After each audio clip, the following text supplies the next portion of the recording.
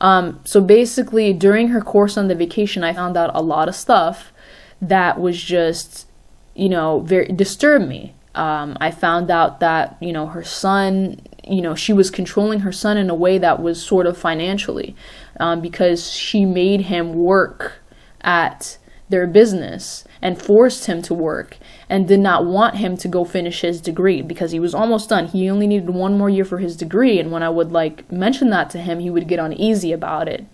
And I was like, well, maybe I can talk to her about this. And maybe she, because I thought I was the daughter-in-law that she loved. And I thought maybe if she heard from me that she'll actually let you, finish your degree, do what you want to do. And so I did that. I did that essentially when she got back, and I was gaslit from top to bottom when I did that.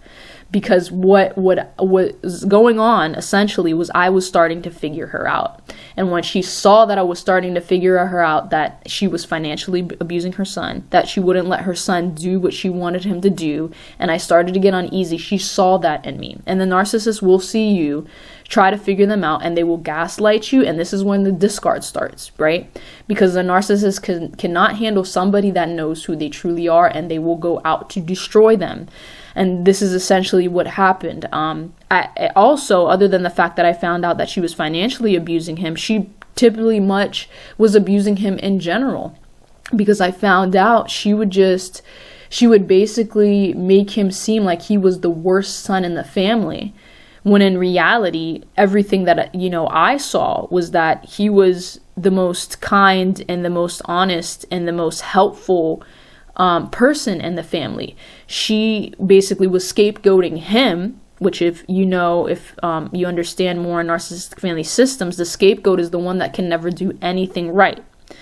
And I didn't learn this until later on, but I saw the dynamic where she would put him down in front of me all the time and make him seem that he's not a good, he's not going to be a good husband. He's just a big slob. He's this, he's that. But then, like her other son, which I consider her golden child now that I look back on it, she would paint him like he could do no wrong. She would paint him, he was the cleanliness in the house, that he knew everything, that he was the smartest, when in reality, when she went on her trip, I saw how the golden child that she painted actually acted. And the golden child was actually the slob. The golden child was actually the one that never picked up after himself. The golden child was the one that just he was always gone out of the house and doing God knows what. And when in reality, the guy that I was supposed to be with, her scapegoat son, he was the one that was cleaning up after everybody. He was the one that had to take on the responsibility of the home. And the way that she was portraying her sons just was not, didn't seem right to me. I was like, how can she say that you're not clean when you're the one picking up after everybody, and she's portraying her other son, the golden child, as this clean, saint, when he's not, and you are. It didn't make sense to me. So basically, when she got back to her trip, she can tell that I was asking him about his degree, and I was asking her about some other stuff that, it was a lot. It was about the housing. It was about everything that we were, working towards, towards a marriage. And essentially, she gaslit the heck out of me, and she made me feel like, what are you talking about? He because I told her that, I think he's working too many hours, and he's, really burnt out, which he was. He was extremely burnt out. He was on the verge of depression, the way that he was working, because I saw him cry in front of me. And she's like, what are you talking? He's lazy. He needs to get up earlier in the morning. And basically everything she was telling me was she was just scapegoating him. She was like, he's a lazy bum. He doesn't work, when he in reality was pretty much the only ones out of her sons that was taking on responsibility to work at home. So the dynamic just did not make sense. She was portraying him as this lazy bum. I got really irritated, and she could tell. She was on to me, I was on to her. And that's what happens when the discard is about to come. So basically, when she started to see that I was on to her and none of this made sense, she was ready to attack. And this is what narcissists do. When you let them know that what's up, they're gonna be on the attack. They're gonna get on attack mode. So after this occurrence, I saw that some of the other family members in her family around me acted very weird. Like there was something wrong with me. Like they would give me weird looks, like I did something wrong to them and I didn't understand what was going on. And what I found out later on is that she was smearing me to the family, and they call it a smear campaign. The narcissist uses their smear campaign to say all these lies about you. And I don't know exactly what she said about me to this day, but I know that it was not good, because the way that people were looking at me definitely wasn't of a good nature. The smear campaign is used to destroy you. She was gossiping to me about, to her family about God knows what. She was, saying all these ugly things. And now that I read other people's stories out there, as you should, read and understand these things, the smear campaign is never good. They smear you and they say direct lies about you. I think she was saying essentially that I had no manners, that I didn't say thank you to her for any of the stuff she got me while she was out on vacation, because she got me some dresses or things of that. And she was saying that I was not grateful for it. Probably that I didn't like what she got, and I, portrayed it to her in that way, which is, a bunch of lies, essentially what their smear campaign is. Because I told her thank you like 5 times.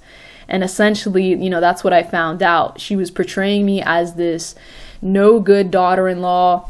And it flipped 180, because like I said, during the love bomb phase, she was portraying me as the daughter-in-law of everything, that I, can do no wrong, and that she loved me, and she would, do anything for me. But then all of a sudden, when, she went out on a whim and did the smear campaign, I was the worst daughter-in-law in the world, and that's how she painted me as. So the family members around me were acting very weird. They were acting like I was ungrateful, and essentially that's what she painted me as, is ungrateful. So I had everybody in the family pretty much against me, and even she got her son, her own son, the one that I was supposed to be with, against me. She got him to believe the lies also, and that's essentially when we started to fall apart.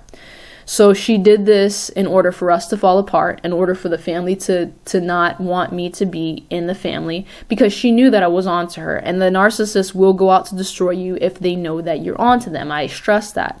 And they want you out of the picture. And that's exactly what she, essentially did. She wanted me out of the picture. And then she painted herself as the victim, like I did something to her. And that's, again, the narcissist. She I was in the discard phase. She made me seem, and during this time, during the discard phase, we all feel like we're going crazy, right? We all feel like we did something wrong, when in reality, we did nothing wrong. And it's the narcissist saying that, we didn't say thank you, or we're so super ungrateful in my case. And she's making me feel like I'm an ungrateful daughter-in-law that doesn't deserve to be a part of the family. And I felt like that for a bit, but then I was just like, no, this does not make sense. So after that, I was just, I went on to the, through that discard phase, and I went through a mental breakdown, and I was like, I have had enough of this. And, the narcissists eventually, they did more things that I won't go into specifics about, but they essentially wanted me to apologize to them for them having smeared me and for them spreading these lies about me. The narcissist wants you to apologize to them after all of this, because they want you, still to blame you, because they never take accountability for what they do, and they'll always blame the other party. So they blamed me. They want me to take accountability, and I had nothing to do with it. And it was all the narcissist's fault, but essentially they still want to paint you as it is your fault, because it's the whole setup. So, and then once I, wasn't taking it, I was like, I'm not apologizing for something that I did not do. I almost did, because I almost was like, the narcissist almost makes you feel bad for them, in a sense that, they play the victim out so well. But I was like, no, I'm not apologizing for something that I did not do. That's not going to happen. And if you do not want to accept me for how I am, that's just too bad, because I know I said thank you. I know I'm not ungrateful. And I was first, finally coming back to my senses after having felt like I was crazy and being smeared to the family. And even after all of that, the narcissist, they tried to hoover me. And that's, after they get rid of you, they still want to do their hoover process, which is because, they're missing out on their narcissistic supply. They were getting supply from the start to the finish, from the love bombing all the way down to the discard and everything in between. And she got a lot of drama with the family members also during this process as well, with her son, the scapegoat son, the golden child, because she definitely put the family in drama through all of this. And they thrive off of that drama. They thrive off of that narcissistic supply, whether they feel like they're endangered for their facade being shown up or not. They still get a kick out of it, because it's like it's feeding that low level energy that they have. They love to feed their low level energy because they feed off the drama, they feed off the gossip. That's what a narcissist is. And when I decided that I'm not going to talk to the family ever again, they lost the supply, then they try to hoover you. Then they try to start getting, the flying monkeys, the other family members out, reaching out to you to be like, she really didn't mean it. They really didn't mean it. Just please apologize, because she just has a really hard time with people. And they, the flying monkeys, or the people that want to paint the narcissist as this little victim. That's essentially what they'll do. They'll paint him as a victim of somebody that's had a real hard childhood, and somebody that's this and somebody that's that, and they want to make you feel bad. So you do go and apologize, and you do go back and you embrace the hoover, and you go right back into the embrace of the narcissist. Well, luckily for me, I knew better. I was like, no, I'm not going to have that. And, the people, unfortunately, that do go back into the hoover, from what the stories that I've heard, a lot of them, the abuse this time is even double the abuse from what they experienced the first time with the narcissist. So maybe the narcissist will start to love bomb you all over again, but by the time they try to get to a second discard, it's even worse. And that's how the narcissist works. They work in their cycles. And I think, the more they're able to get you back in and to be like, ha, I got you again, they will definitely, double that course of abuse. They'll double that course of hurt. They'll double that course of, punching you where it hurts, punching you in those weak spots, because they really know you now, and they really feel like, I really got you. You don't let them have it. The second that you notice that the narcissist duped you and wants to discard you and has been smear campaigning you and has been out on this campaign to destroy you, don't go back and apologize. Don't go back into the hoover. Don't listen to the flying monkeys and the people that want to vouch for the narcissist and say this person is a victim. This person is not the victim. You're the victim. And know that and understand that, because as much as they try to paint it, if anybody does something horrible to you and wants you to apologize for it, don't do it. Do not do it. That's the biggest red flag. Listen to your inner gut. Listen to your intuition. Listen to what your body is telling you.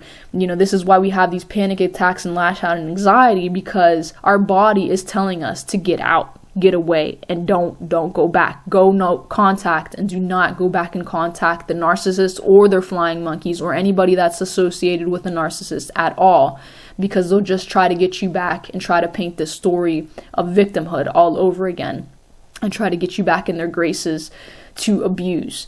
And please leave your stories down below. Like I said, with the narcissistic mother or the mother-in-laws, if you have any other information, just narcissism in general, let us know in the comments. The more we spread this awareness, the more people will wake up and start to heal. Thank you.